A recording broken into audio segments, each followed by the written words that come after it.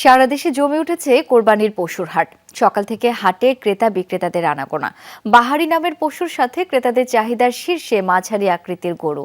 এখনো দরদামে সীমাবদ্ধ ক্রেতা। প্রতিবেশী দেশ থেকে পশু না আসায় হাটগুলোয় দেশীয় গরুর আধিপত্যই বেশি। ক্রেতাদের অভিযোগ, গত বছরের তুলনায় দাম বেশি। অন্যদিকে বিক্রেতাদের দাবি, পশু খাদ্যের দাম ও পরিবহন খরচ বেড়ে যাওয়ার কারণেই বৃদ্ধি পেয়েছে কোরবানির গরুর দাম।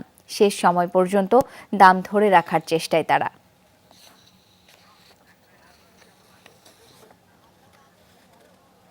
সিলন ফ্যামিলি ব্লেন্ডের কড়ালিকার আর সতেজ স্বাদের পারফেক্ট ব্লেন্ডে স্বপ্নেরা মেলুক টানা। কোরবানির পশুর হাটের খবর জেনে নেব। রাজশাহী থেকে এখন যুক্ত হচ্ছেন সহকর্মী তারেক মাহমুদ। তারেক, বেচাকেনা কেমন চলছে? দাম নিয়ে ক্রেতা বিক্রেতাদের কি বক্তব্য? শাওন, বেচাকেনা কিন্তু শেষ সময়ে জমজমাট। আমি রয়েছি রাজশাহীর কাকন হাটে এবং এই কাকন হাটে ছোট এবং মাঝারি গরুর যে সরবরাহ এবং বেচা বিক্রি সেটি কিন্তু সব থেকে বেশি। বলা যায় যে এই কাকন হাটে রাজশাহী সহ আশেপাশের বিভিন্ন এলাকার মানুষজন তারা ছোট এবং মাঝারি গরু কিন্তু কিনতে আসেন এবং এই কাকন হাটে যেহেতু বরেন্দ্র অঞ্চলের এই কাকন হাটের বিভিন্ন প্রকারের বিভিন্ন এলাকার কিন্তু ছোট এবং মাঝারি গরুগুলো কিন্তু আসে।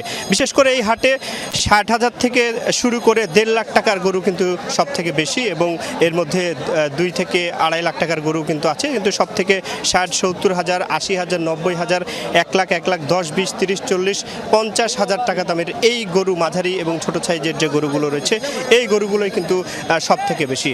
এবং যারা আসলে পরিবার নিয়ে একা কুরবানি দিতে চান, একা একজনে কুরবানি দিতে চান, তারা এই হাটে কিন্তু বেশি আসে।